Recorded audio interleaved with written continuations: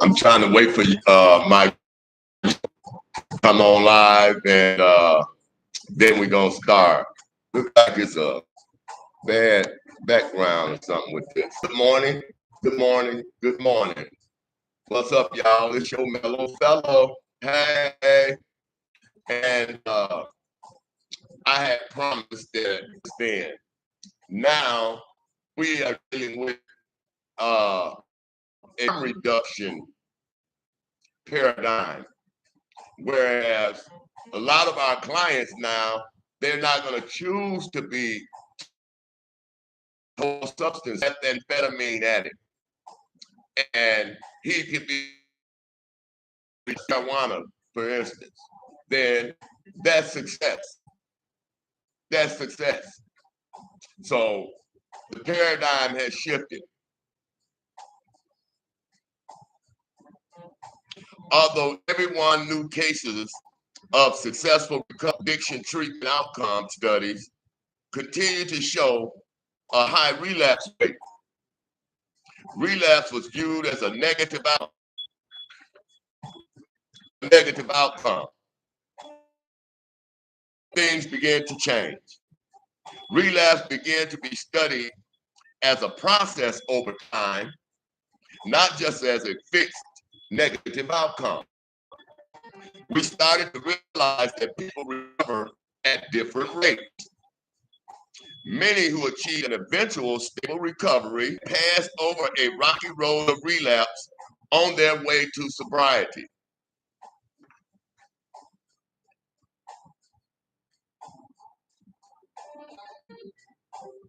Others managed to recover without a lapse.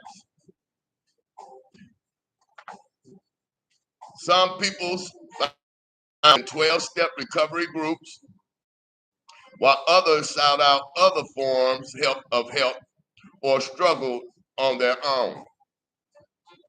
Research revealed that many roads can lead to an eventual recovery, a finding that has led to today's emphasis on matching specific treatment methods to each particular individual's strengths and needs. Strength and need model. Much of what we have learned about relapse prevention has come directly from the stories and accounts people in recovery have given us. Successful treatment survivors, with those who were more prone to relapse, revealed a number of practical coping methods and strategies helpful if passed on to those in the early stages of treatment and recovery. And the good news is that relapse is that one can learn to prevent it, or should relapse occur, a variety of coping methods are available to help one get back on track as soon as possible. And that's what it's all about, to get to that outcome that you need to be in recovery.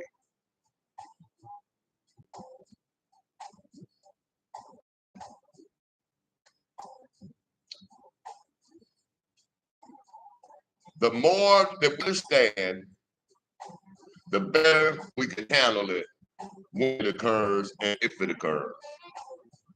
Just as relapse can be considered a process, recovery itself can be thought of as a journey. A journey you do not have to make entirely on your own. And that's what I want to emphasize. There is multitudes of help available eating treatment. Just, get on there and Google all kinds of different possibilities depending on where you live. Most cities and most towns have some type of program. If it's nothing but an AANA program, that could be useful to some people. Everyone don't like it, but it's been a lifesaver for millions of people. The relapse prevention by Dr. Swanson and Dr. Cooper are designed to help you on your journey of recovery. And we're recommending that you try these highly and think of them as a combination of driver's guide and maintenance manual for your trip ahead. This is a pamphlet that I use in my counseling program that I give gauge where they are and their high risk factors. So identify the risk factors.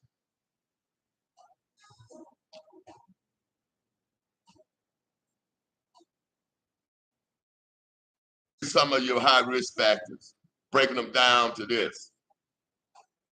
Negative feelings. Negative feelings always leads you to a negative place. And when you're an addict, that negative place is likely to be at the dope man house. So try to deal with your negative feelings and negativity in general. A craving to use. Your cravings to use will never go away. Let me say that again. Your use away. It could be 10 years, 15 years that you have not used, and you could go somewhere or smell something or something, and the taste and the smell and all of that will come back to you, and you could have that craving again to want to use that substance. So be careful about that. You know, that is very serious point of intervention. Pleasant emotions, feeling too good. You could feel so good, have a pocket full of money, and you go hanging out, hey, cuz, and go hanging out, and you end up right back on drugs. And that's just from feeling good. Uh, Physical discomfort and illness. As we know, a lot of people have certain illnesses. I have went through a period myself. That's why I can bear witness to this, you know, where the doctor gave me all these pain medicines. And I know that, you know, in my mind, because I've used in the past, so in my mind, I knew that this stuff is just like heroin, you know. I was sick and, you know, feeling bad, so I used them. But glory to God, I don't use them no more. So physical discomfort, pain, and it will lead you to addiction. Testing your personal control. That's one that a lot of people got bad. They want to test people got bad. They want to test and see, you know, hey, this. Can I try this? Can I just take one little drink? A little drink. You don't want to taste no drink. That's not something you want to try. And tempting yourself to think that you could control that will lead you right back down the path that you want to get off of. Social pressure. Social pressure to drink or use drugs. People that go out to the clubs, partying, whatever, you know, it's always drugs, always, you know, you right in the club, so you know it's alcohol there. And so, you know, sometimes you're gonna have to change your behaviors. You have to change the places you go, the people you see, all of those things. That's why we say in this field is a saying, people, places, and things. You have to wear people, places, and things.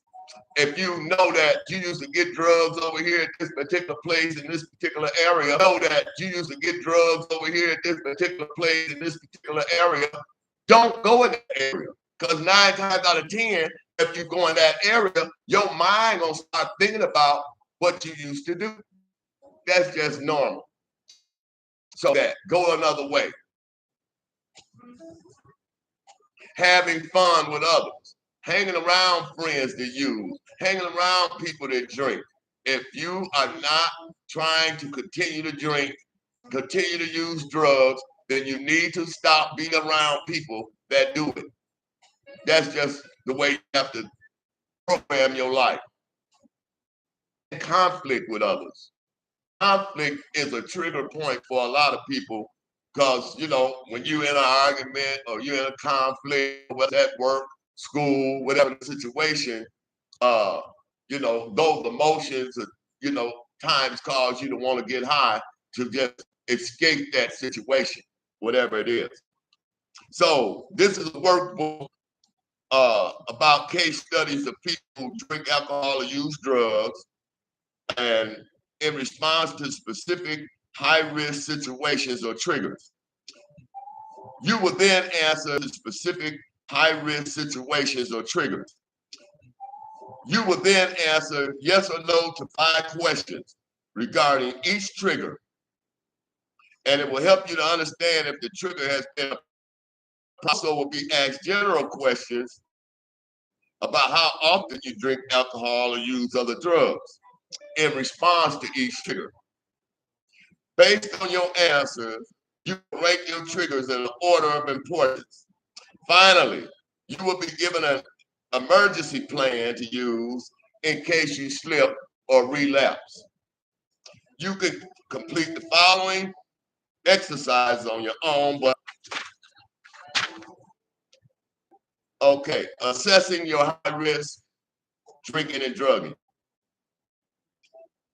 This is the situation, negative feelings.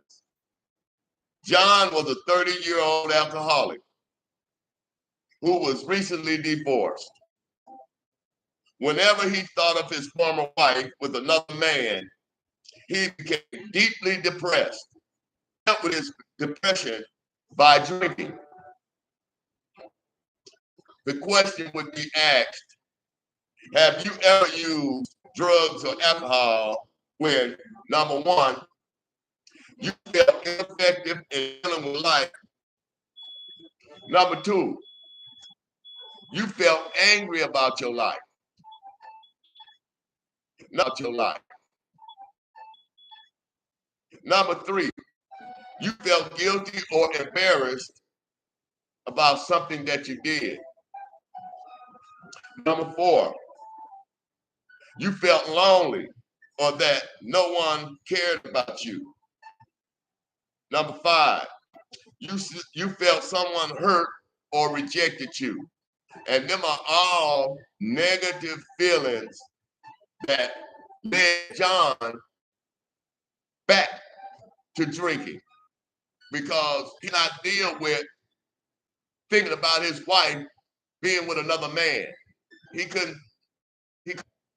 So that caused him to go out, get depressed, drink, and he still had the same issue. His wife, he's still divorced. His wife's still with another man, and what is he gonna do about it? So that is not gonna be a solution for John. He need to find another way to cope with that situation. And here's situation 2. This is about cravings to use. Cravings to use. Ed was a 25-year-old cocaine addict.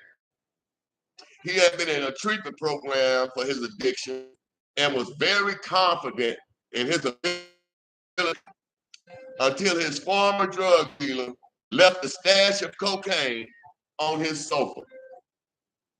He was able to resist the cocaine for about 24 hours. But then his craving became so powerful, he finally gave in and used.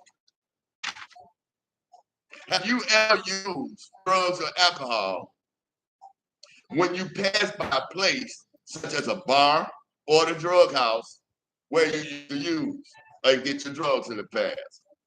That was a question. Number 2, something that reminded you of drinking or using drugs. Number 3, you remember the taste of using drugs. Number 3, you remember the taste or the smell of your favorite alcohol or drug. What I was talking about earlier. You could be 10 years, 15 years from using and turn around from being in a certain place or whatever, you will get the smell and the taste of that drug in you. I mean, it's just something that happens. As a person that done been through all of that, I can tell you it's true. And, I've just been able to cope with my situation and not use. I made a vow to myself, when I came home, I was not using no illegal substances again. And I have not done that. I'm talking about 23 years. I have not. That's a fact. Now, you know, I haven't had to go to recovery or treatment or nothing because I am a counselor.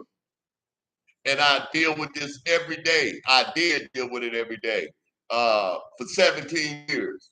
I'm still a licensed counselor right today, but I'm not gonna do it no more. That's why I'm doing this, what I'm doing now. I'm gonna do something for me. I'm not going back out there and work for them people no more. Just not gonna do it. God a vision, I will make a provision. And I have had no income for 4 months. God has not let me be without food. God has not let me be without gas or money. So I'm going to believe God and not man. And I'm going to continue to work for myself.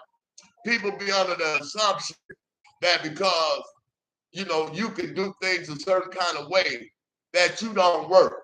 And that's sad to me because most of the money men, most of the money people do not work like you. We work with our heads. We work with our brains. We work with our mouths. And I've been living like this for a long time. And people want to make you feel bad because you don't have to go and do what they do.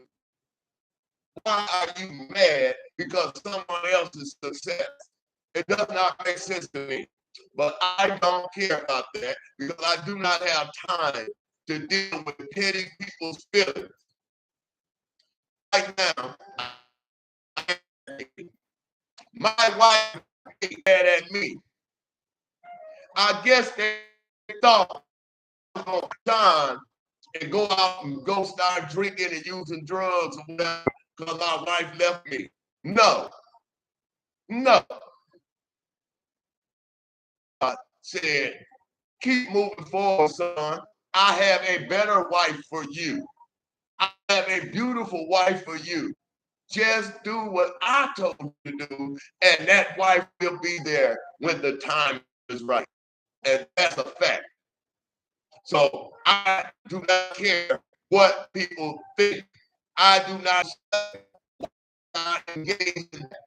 So that's just for the peanut gallery because I know they be watching my broadcast because you have said things that I know the only way you heard me speaking here.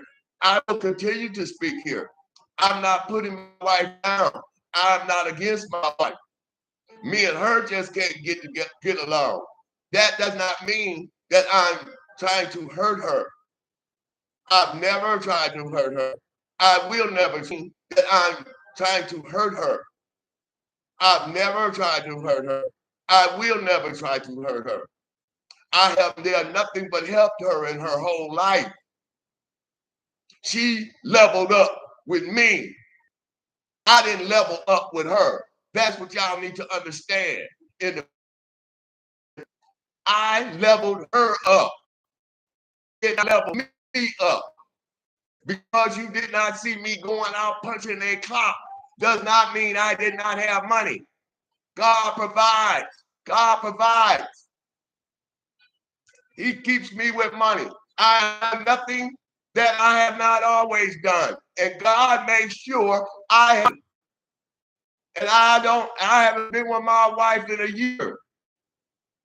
They talking about my wife is taking care of me. How's my wife taking care of me? I'm a man that has always made more money than any woman I've ever had. I don't like to brag or talk about this, but it's necessary right now because people think I'm nobody because I will never do what you want me to do. I only do what God tells me to do. Tell me to stop messing with you, I will stop messing with you.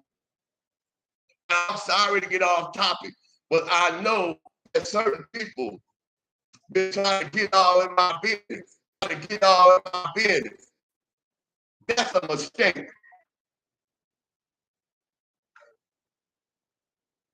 Let's back. My apologies. Pleasant emotions or just feeling good. Jim was 40 years old. His personal life and his career was going well. What happened to him? He would go fishing at the lake by himself. So he enjoyed smoking marijuana. I can't really do this one. I smoke marijuana. I don't consider that to be a drug.